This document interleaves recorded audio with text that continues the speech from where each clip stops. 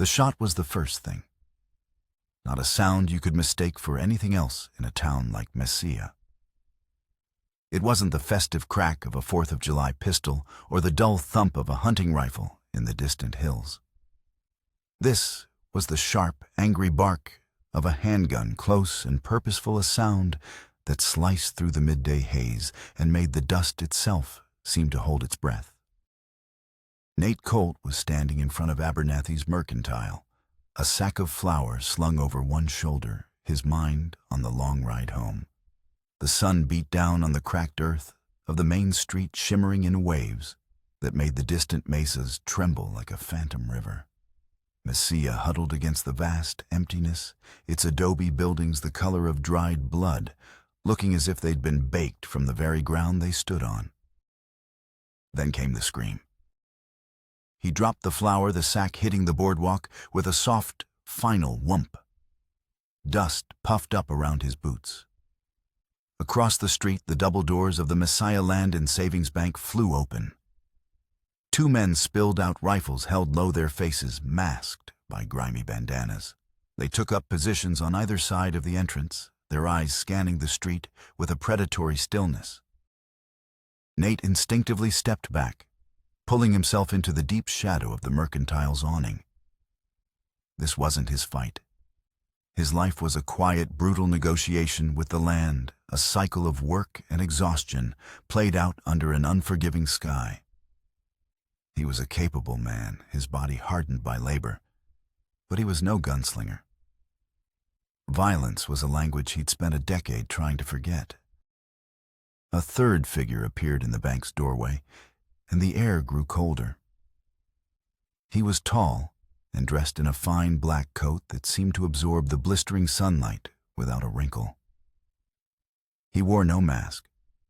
His face was pale and handsome, framed by dark, immaculately combed hair. He moved with an unnerving grace, his polished boots making no sound on the dusty planks. He held a silver-plated revolver in one hand, but it looked less like a weapon and more like a conductor's baton. This was Silas Blackwood. Nate had seen him in town before, had heard the whispers that followed him like a trail of smoke. A man of wealth and mysterious purpose, buying up homesteads with a smile that never quite reached his eyes. Now that smile was gone, replaced by an expression of serene command. "Ladies and gentlemen," Blackwood's voice carried smooth and resonant, cutting through the terrified silence. "A temporary inconvenience, I assure you. Please remain calm, and this transaction will be concluded with minimal fuss." He turned back inside his silhouette, swallowed by the gloom of the bank. From within came the sound of a woman weeping and a man's frantic pleading. Nate's hand twitched, his fingers curling into a fist. He felt a familiar, sickening churn in his gut, a ghost memory of heat and smoke and the smell of fear. Old Mr. Abernathy, the mercantile owner, poked his head out, his face white as a sheet. "Nate, what in God's name?" "Get back inside, Abernathy." Nate's voice was a low growl. "And stay down." But Abernathy, his eyes wide with a foolish, righteous anger, stepped fully onto the boardwalk. "They can't just, this is our town," he sputtered, taking a step toward the street. One of the masked guards turned his rifle, coming up. The movement was lazy, almost casual, but the intent was deadly. Time seemed to slow. Nate saw the glint of sun on the rifle barrel, the tightening of the man's finger on the trigger, the way Abernathy froze, a frail, bewildered statue. Nate didn't think. He lunged, his body moving with an explosive force born of instinct. He grabbed Abernathy by the collar, yanking him backward just as the rifle cracked. A splinter of wood flew from the door frame where the old man's head had been a second before. They tumbled into the darkness of the mercantile landing in a heap of burlap sacks and shattered nerves. "Stay down," Nate hissed, his heart hammering against his ribs. From across the street, Blackwood's voice floated again, laced with amusement. Patience, gentlemen. No need for heroics. We are not common thieves. We are collectors. Nate pushed himself up, peering through the grimy window. Blackwood had re-emerged. He wasn't carrying a bag of money. In his gloved hand, he held a single object that glinted in the sun, a small, antique silver locket tarnished with age, hanging from a delicate chain. He studied it for a moment, an expression of profound satisfaction on his face. It was a strange personal act in the midst of brutal public violence. He tucked the locket carefully into his coat pocket, then gave a crisp nod to his men. Our business here is concluded. As they mounted their horses, Blackwood's gaze swept the street. For a split second, his eyes locked with Nate's through the mercantile window. There was no recognition, just a cold, dismissive assessment. Then he spurred his horse, and the three riders galloped out of town, leaving a cloud of dust and stunned silence in their wake. Nate helped a trembling Abernathy to his feet. The old man was babbling a string of thank yous and curses. But Nate barely heard him. He was staring at the bank, at the splintered wood of his own doorway, and the world was tilting. The sharp report of the rifle, the smell of gunpowder, the sudden visceral threat of annihilation, it had thrown a switch deep inside him. The memory hit him not as a thought, but as a physical sensation. The suffocating heat, the roar of flames devouring dry timber, the splintering crash of the roof beam that had sealed his parents' fate. He could feel the scorching air on his skin, taste the ash in his throat. A 14-year-old boy helpless, watching his world burn down around him. He squeezed his eyes shut, but the orange-red glow was seared onto the backs of his eyelids. When he opened them, the street was just a street again. The townsfolk were emerging cautiously from their hiding places, their voices a low, anxious murmur. But for Nate, the quiet order of his life had been fractured. The violence had dug up a ghost he had spent a decade trying to bury. And as he stared at the empty road where Silas Blackwood had disappeared, a cold certainty settled in his soul. This wasn't over. A man who robs a bank for a single locket isn't just passing through. He has a purpose. And Nate felt with a dread that was as deep and vast as the desert itself. That purpose was coming for him. The ride back to his cabin was a blur of sun and shadow. The familiar landscape, the mesas shaped like sleeping giants, the canyons that swallowed the sunlight whole, offered no comfort. The memory of the robbery played over and over in his mind, Blackwood's cold eyes, the glint of the locket, the splintering wood. Each image was a stone dropped into the still pool of his solitude, the ripples spreading wider and wider. He reached his valley as dusk was laying long purple shadows across the land. The cabin stood where it always had, plain logs, darkened by weather roof, patched twice, porch sagging slightly. It was a testament to his endurance, a structure built not for comfort, but for survival. Tonight it looked less like a home and more like a fortress, and a poor one at that. Inside, the truth of his solitude was laid bare. A plate on the table from his morning meal, a boot tipped in the corner, dust soft across every surface. For years this silence had been his companion, a heavy blanket he pulled around himself. He had come here after the fire, seeking a place where the emptiness outside matched the emptiness within. He had worked until his muscles screamed for rest, hoping to exhaust the grief that gnawed at him. But grief was a patient predator. He sank onto a chair, the weight of the day pressing down on him. The robbery had stirred the past, but the loneliness was a constant ache. It was that ache months ago that had driven him to do something he never thought he would. He had taken a sheet of paper, a pen, and in his slow, deliberate script, he had written a letter. The words had not come easy. He had scratched out phrases that sounded too desperate, too hopeful. In the end, he had left them plain, unadorned. A cabin of logs, a few cattle a man who works the land with calloused hands. No promises of comfort, just truth. He had sent it to a matrimonial agency in Boston, a shot in the dark, a last quiet plea against the encroaching silence. The reply had been just as spare. A name, a time, a train. Anna Whitfield. She was due to arrive in 2 days. The thought, which had once held a fragile kernel of hope, now filled him with a new kind of dread. What was he thinking, bringing another person into this life, into this land, where violence could erupt as suddenly as a flash flood? How could he offer shelter to anyone when he felt the foundations of his own world cracking beneath his feet? 2 days later, Nate stood on the train platform in Mesilla, a shape carved against the bright, indifferent sky. He had come alone, as he did most things. The town was still buzzing with talk of the robbery. The sheriff had formed a posse that returned empty-handed and covered in dust. The stolen locket, it turned out, belonged to the deceased matriarch of one of the valley's founding families. No one could fathom why Blackwood wanted it. When the noon train drifted in with a shriek of steel and a billow of steam, Nate's breath settled in his chest like a stone. Passengers spilled down the iron steps. He searched the faces, expecting someone worn and weary, a woman with downcast eyes and plain clothes. Instead, he saw her. She paused at the top of the steps, framed by the steam.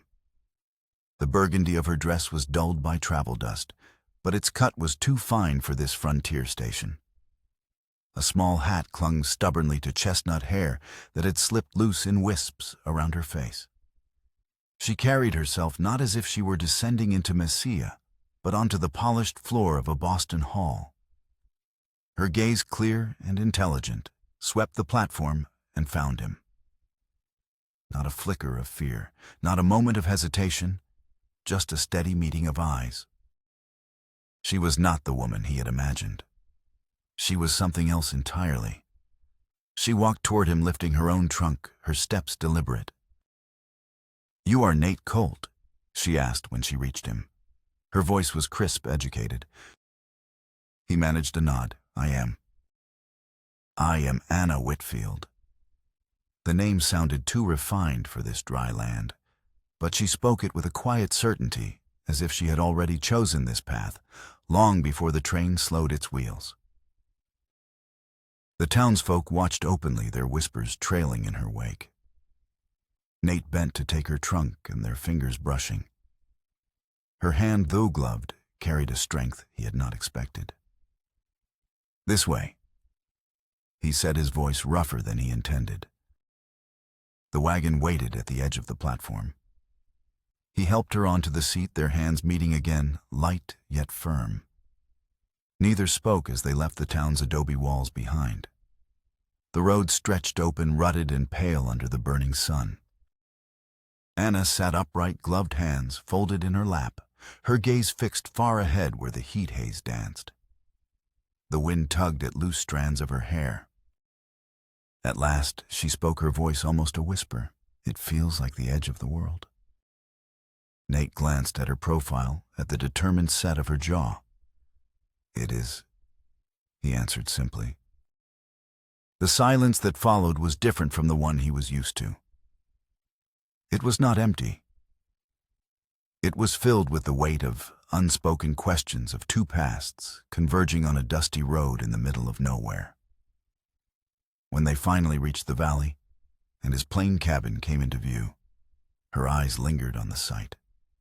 She said nothing, but the stillness of her posture spoke volumes. "It will do," she said finally, after she had stepped inside and taken in every beam, every shelf, every bare corner. The words, simple as they were, settled over him like an unexpected kindness. This woman was not what he had expected. She was not fragile. And as she began to unpack her life into the corners of his, Nate felt a flicker of something he hadn't felt in a very long time, not hope exactly, but the possibility of it. And in that moment, The shadow of Silas Blackwood seemed for just a moment a little less dark. The first few weeks were a careful dance of distances. Anna moved through the cabin with a quiet purpose that both unsettled and steadied him. She was a woman of unexpected depths. She never complained about the hardship, the bitter coffee, the hard-packed earth floor, the relentless sun, but observed it all with a sharp, analytical gaze. She learned the rhythms of his life, not by asking, but by watching. One evening, Silas Blackwood returned to the valley. He rode a magnificent black stallion, his fine coat immaculate despite the dust. He wasn't leading a raid this time. He was flanked by two men who looked more like lawyers than gunslingers. They began at the far end of the valley, visiting the homestead of an old farmer named Elias Thornton. Nate and Anna watched from their porch as Blackwood dismounted, his movements fluid and confident. He spoke to Thornton for a long time, his posture relaxed, one hand gesturing expansively toward the land. There was no visible threat, but a palpable tension radiated from the small homestead. After an hour, Blackwood mounted his horse and rode away. The next morning, the Thorntons were packing their wagon, their faces grim and defeated. Blackwood's progress through the valley was methodical, like a slow-moving plague. He never threatened violence outright. Instead, he used complex contracts, offered sums of money that seemed generous, but were a pittance for what the land would be worth, and exploited legal loopholes the simple homesteaders couldn't begin to comprehend. One by one, they sold. A week later, he arrived at Nate's cabin. Nate was mending a harness on the porch when the three riders appeared over the rise. Anna, who had been tending to the small garden she'd insisted on planting, straightened up, wiping her hands on her apron. Her face was calm, but her eyes were wary. Blackwood dismounted, his smile a flash of white in his handsome face. "Mr. Colt," he said, his voice smooth as polished stone. "A pleasure to finally make a formal acquaintance." Nate stood slowly, placing himself between Blackwood and the cabin door. "Blackwood—" Blackwood's eyes flicked past him to Anna, his gaze lingering for a moment too long.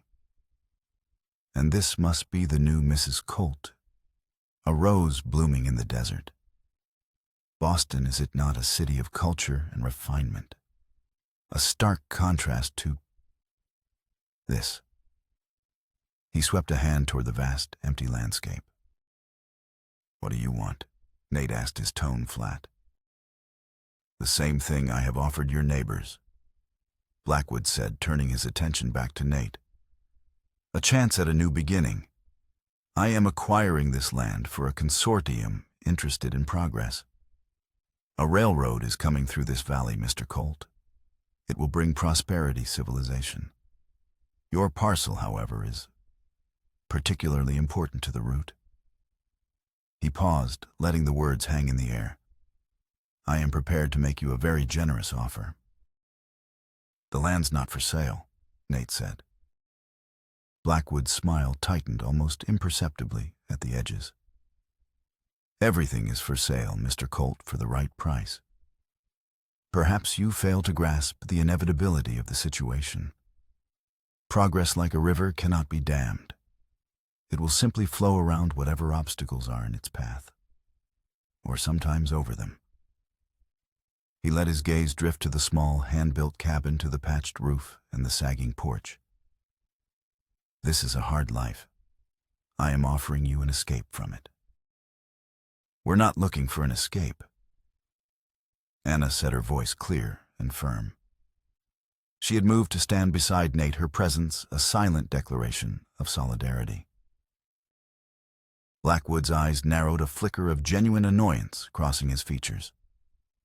He looked from Anna back to Nate. "A pity," he said softly.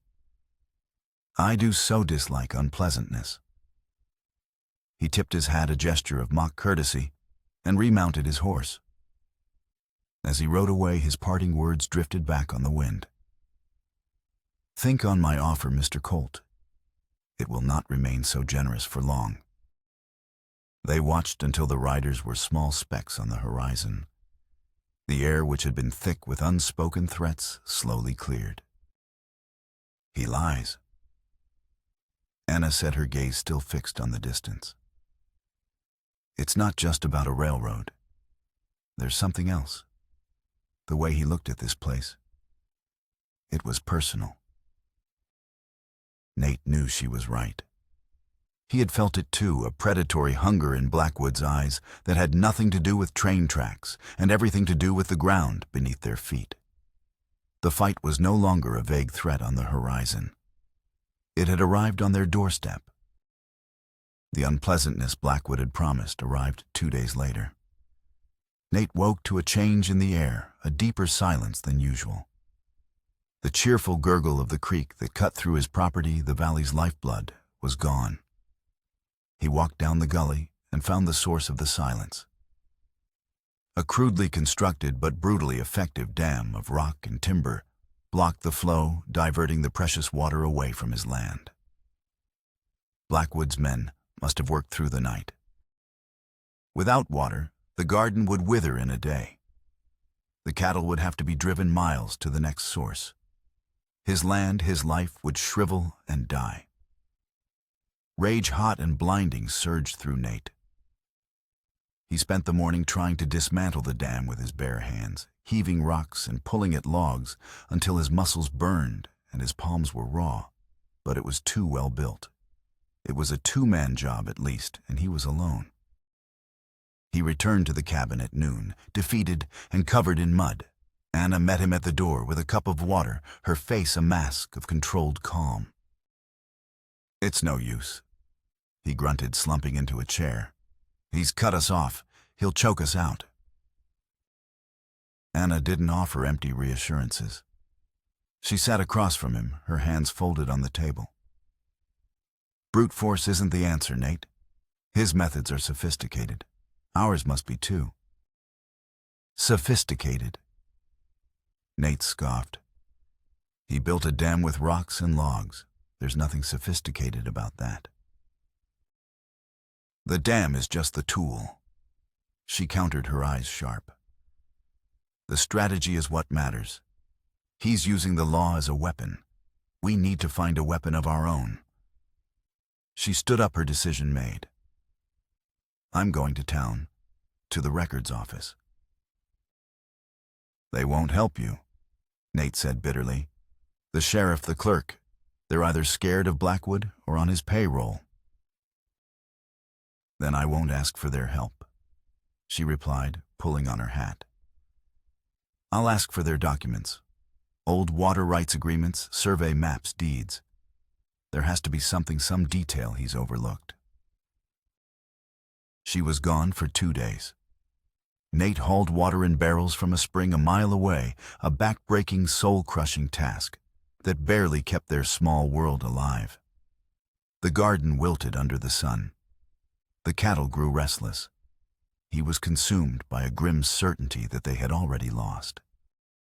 Anna returned on the evening of the second day, her face pale with exhaustion, but her eyes burning with a triumphant light.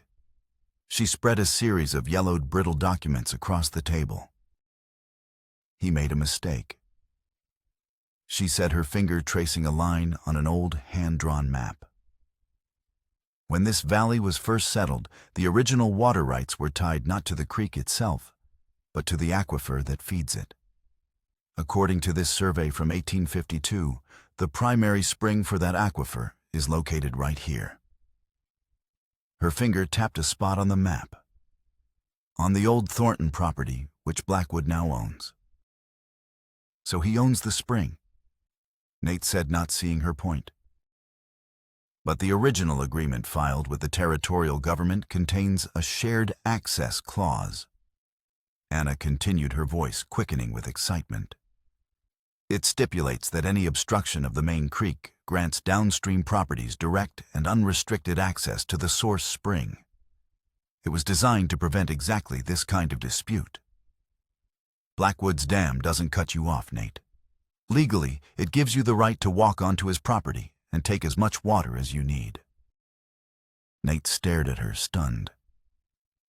He had looked at this land in terms of fences and pastures. She saw it as a network of clauses and precedents. He either didn't find this document, or he assumed no one else would. Anna set a small, fierce smile on her lips. He underestimated us. That night, their partnership was sealed. It was no longer his fight for his land. It was their fight. They sat together long into the night, Anna explaining the legal leverage they now had, Nate planning the practicalities. The next morning, armed with the law and a newfound resolve, they hitched the wagon and headed not for the dam, but straight for the heart of Blackwood's new territory. They were no longer just defending. They were pushing back. The victory over the water rights was a turning point. Armed with the legal document Anna had unearthed, Nate confronted Blackwood's foreman at the Thornton place. The man blustered and threatened, but the language of the law, clear and undeniable, was a weapon he couldn't counter. The dam came down. The creek sang once more. It was a small battle won, but it shifted the dynamic of the war. Nate and Anna were no longer just victims. They were adversaries. This realization spurred them into action. They began a quiet, systematic investigation into Silas Blackwood, while Nate made discreet inquiries among the few homesteaders who hadn't yet sold, gathering stories of Blackwood's veiled threats and confusing contracts. Anna spent her days in the dusty archives of the Mesilla County Records Office. She pored over deeds titles and survey maps, her sharp mind piecing together the puzzle of Blackwood's acquisitions. One evening, she returned to the cabin with a territorial map, which she unrolled on the table. "It's just as he said," she announced, tracing a path across the valley with her finger. "The parcels he's bought form a perfect corridor for the proposed western rail extension. But look." She pointed. "The route could easily bypass our land to the north. It would be cheaper, easier terrain. Yet all his efforts, all his pressure is focused here, on this specific piece of ground." "It doesn't make sense," Nate murmured, studying the map. Unless the railroad is a convenient excuse." Anna finished his thought. "A cover for his true objective." Their investigation deepened. They began to look not at the future of the land, but at its past. In a leather-bound ledger containing county court dockets from 20 years prior, they found it. A brief, dispassionate entry. Jedediah Colt, Elias Blackwood. Fatal dispute over property line. Finding self-defense. Nate stared at his father's name. The ink faded, but the words stark. He had been told his father died defending their land from a claim jumper. The story was a vague, heroic legend from a childhood shattered by tragedy. He had never known the other man's name. Elias Blackwood. "It can't be a coincidence," Anna whispered, her hand resting lightly on his arm. The discovery opened a floodgate in Nate's mind. The nightmares that had plagued him since the bank robbery intensified. He began to remember more from the night of the fire. Not just the heat and smoke, but sounds. Shouting. His father's voice raised in anger. Another man's voice guttural and slurred. The smell of whiskey mingling with the pine smoke. The memories were fractured, unreliable, but they painted a darker picture of the past than the one he'd been told. Meanwhile, Anna's own past began to surface. As she examined the complex predatory language in Blackwood's contracts, she saw an unnerving familiarity. "This is the same method," she told Nate one night, her voice tight. "The same legal traps, the same exploitation of fine print. It's how my father lost his shipping business in Boston. A man came in offering partnership progress. He used the law to bleed him dry, to turn his own assets against him. We were ruined, left with nothing but shame." She looked at Nate, her eyes filled with a steely resolve. I will not let that happen again. Her fight was now as personal as his. They were two survivors of different kinds of ruin, pitted against a man who seemed to be a master of it. They felt they were getting closer to the truth, but the closer they got, the more dangerous the path became. The sheriff grew colder, the town clerk more obstructive. Doors that had been open were now closed. They were being watched. The confrontation, when it came, was not on their terms. Nate was riding the southern fence line, checking for breaks, when two riders appeared on the ridge above him. They weren't Blackwood's usual thugs. These were gunmen, their faces hard, their hands resting near their holsters. They didn't approach, just watched their presence a silent, deadly promise. It was a message. We can reach you anywhere. That evening, as Nate and Anna planned their next move, the real message arrived. Silas Blackwood rode up to the cabin alone, just as the sun was setting, painting the sky in violent shades of orange and red that reminded Nate of fire. He dismounted and strode toward the porch, his face unsmiling, stripped of all its charming artifice. I grow tired of this game, Colt. Blackwood said, his voice low and cold. He stopped at the foot of the porch steps, looking up at Nate.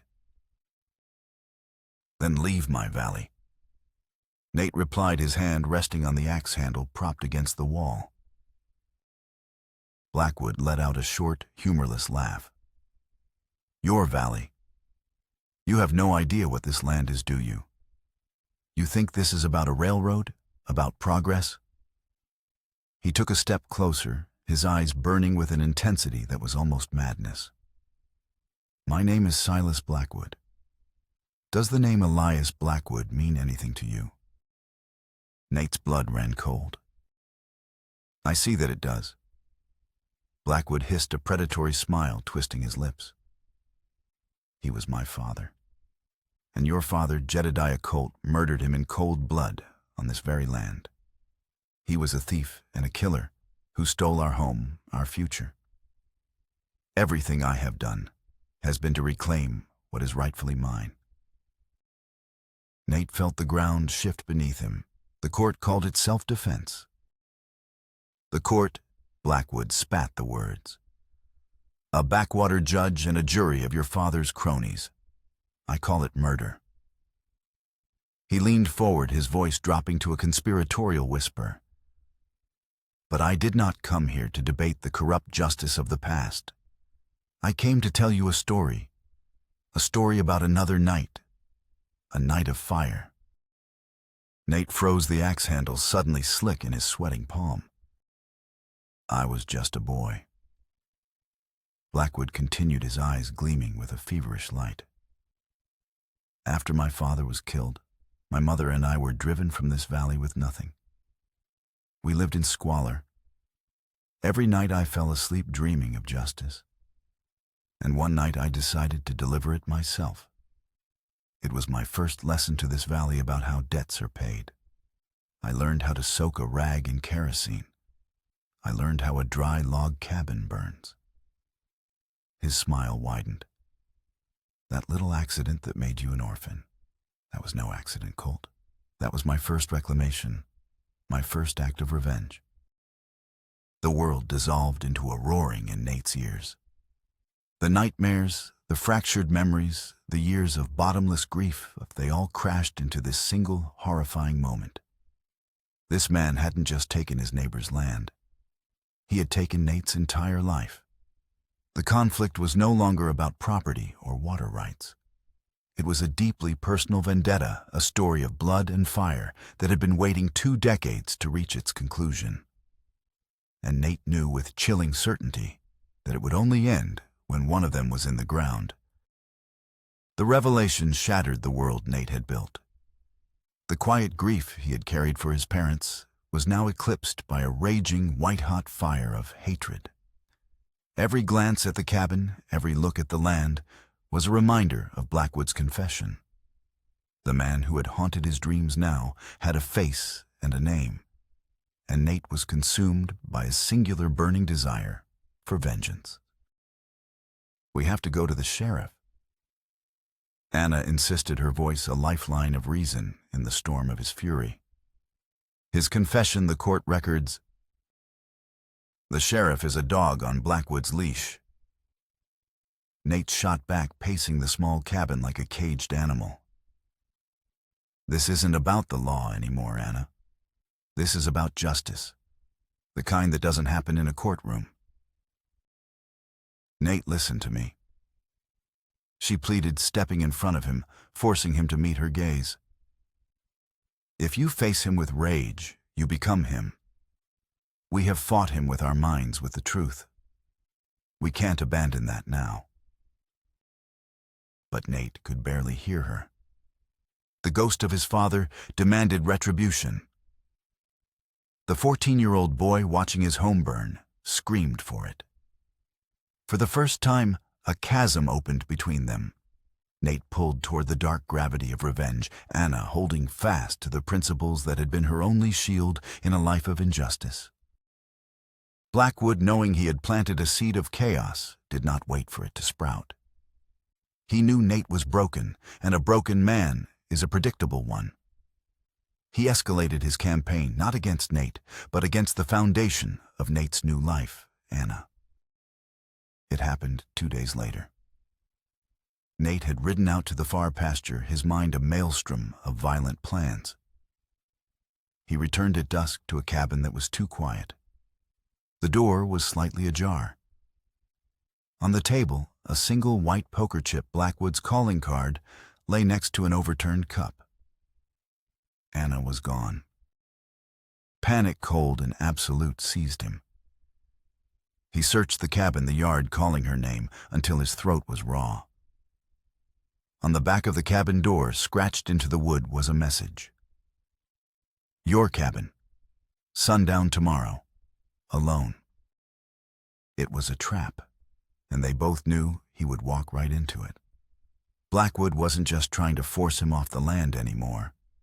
He was trying to destroy him, to strip away the one good thing he had managed to build in his life, and leave him with nothing but the ash of his past.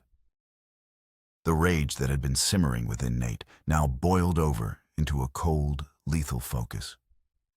He spent the night cleaning his father's old rifle, his movements precise and mechanical. He was no longer a farmer or a homesteader. He was an instrument of vengeance honed to a single purpose. The moral choice Anna had spoken of felt like a distant luxury. All that mattered now was getting her back. As the sun began its descent the next day, the sky turned a bruised, sickly yellow. A wind kicked up from the west, carrying the taste of dust and the promise of a storm. It howled through the canyons, a mournful rising shriek that mirrored the tempest in Nate's soul. By the time he rode within sight of his own cabin, the world was a swirling chaos of sand and wind. The sandstorm had arrived, a fitting backdrop for the final confrontation. He dismounted 100 yards out, tethering his horse to a stunted juniper. The cabin was a faint silhouette against the maelstrom, a single lantern glowing weakly in the window. He could make out the shapes of 2 of Blackwood's men posted outside their bodies, braced against the wind, their faces wrapped in cloth. Nate didn't approach from the road. He circled around, using the gully carved by the creek for cover, the howling wind masking his sounds. This was his land. He knew every rock, every dip in the terrain. He moved through the storm like a ghost, his father's rifle clutched tight in his hands. Inside the cabin, the wind rattled the shutters and drove sand through the cracks in the walls. The air was thick with dust and tension.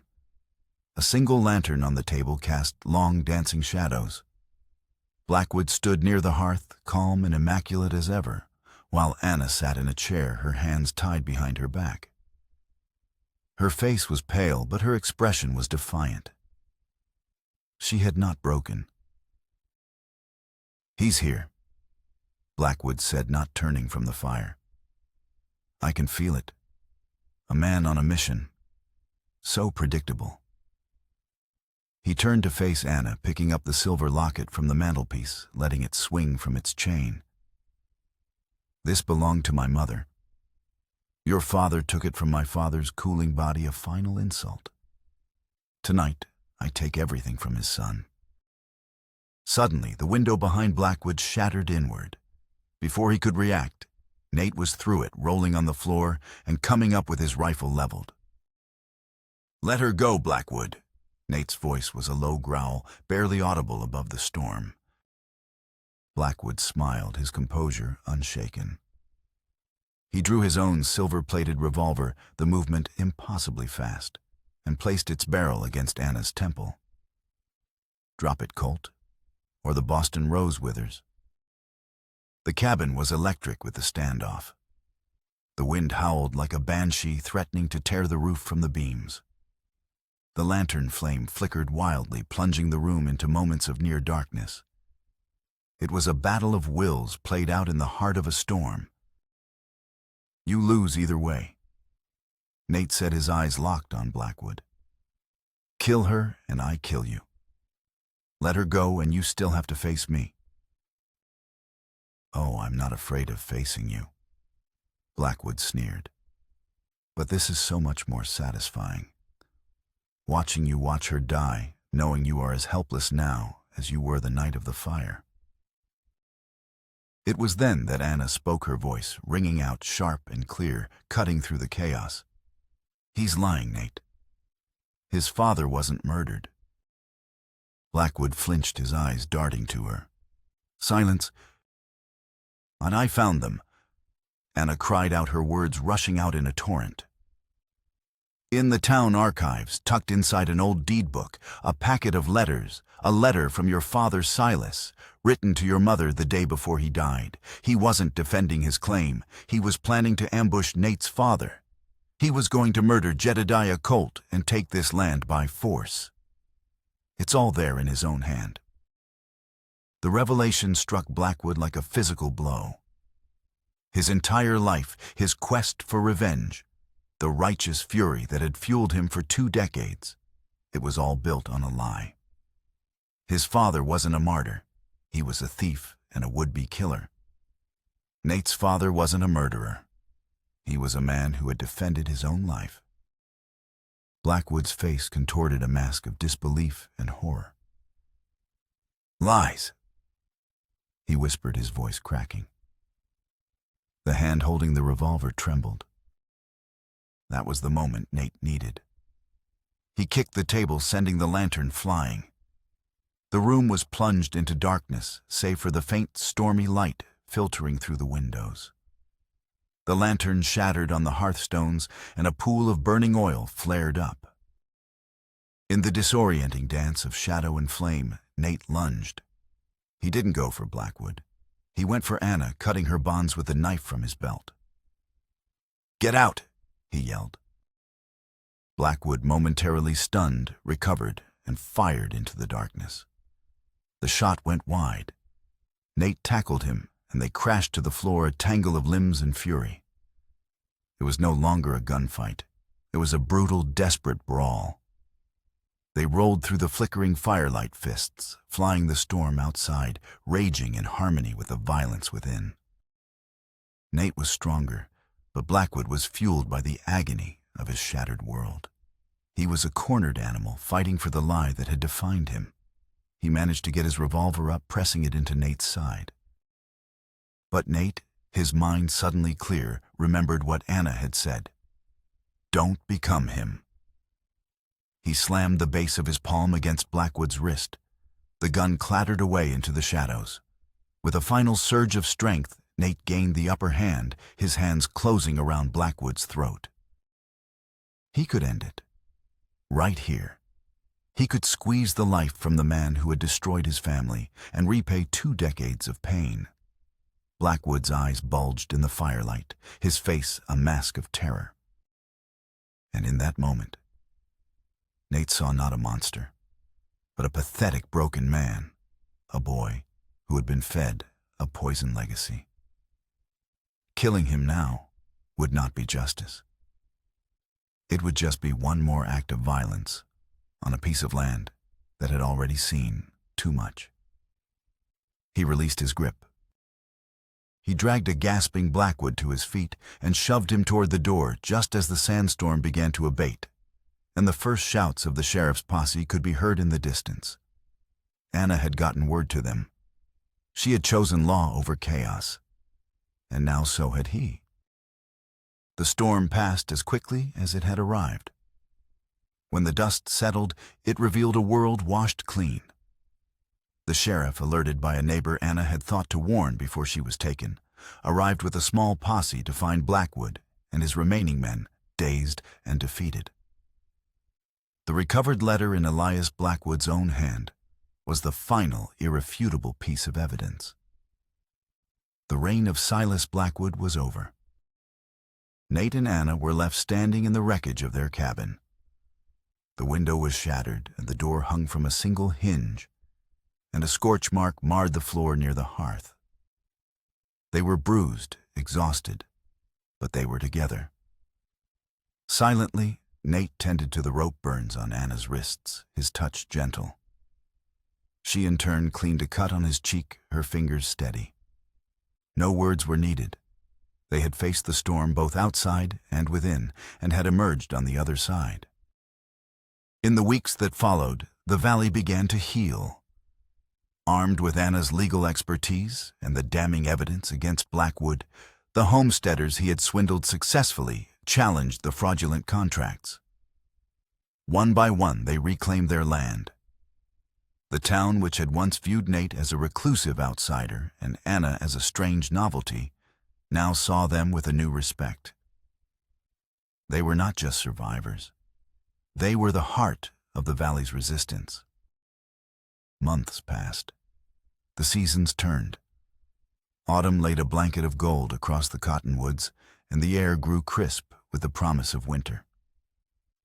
Nate and Anna rebuilt their cabin, not just patching the old wounds, but making it stronger. They expanded the porch, replaced the old shutter with a real glass window, and built a stone hearth solid and true. The work was hard, but it was shared, and every nail hammered, every log set in place, was an act of creation, a defiant answer to the destruction they had endured. One cool evening, the sheriff rode out from town. He carried a small cloth-wrapped parcel. "The judge said this belongs to you now," he said, handing it to Nate. "Evidence is no longer needed." Nate unwrapped it. Inside lay the silver locket. It looked different now, cleaned of its tarnish, its intricate engravings, telling a sad story of a poisoned legacy. He held it in his palm, the metal cool against his calloused skin. It was a symbol of hatred, of a life wasted on a lie. He walked inside and stood before the new mantelpiece above the stone hearth. From a small wooden box, he took out the only thing he had of his father's. A heavy silver pocket watch, its case dented from years of hard work, its face cracked from the heat of the fire. For years it had been a heavy reminder of his loss. He set the watch on the mantel. Then he took the locket from his other hand. Anna watched him, her expression soft. He didn't throw it in the fire or bury it in the ground. Instead, he placed it gently on the mantelpiece right next to the watch. The two objects sat side by side, one representing his past and the other representing a history that had almost destroyed him. They were no longer separate haunted relics. They were just stories understood and accepted, integrated into a shared future. He turned and took Anna's hand. They stepped out onto the new porch, the night air cool and clean. The stars were scattered across the vast dark sky like diamonds on black velvet. They looked out at the land, their land. It was no longer a place of ghosts and painful memories. It was a place of stubborn roots and new growth. It was home. The horizon stretched before them, no longer an edge of the world, but the start of one.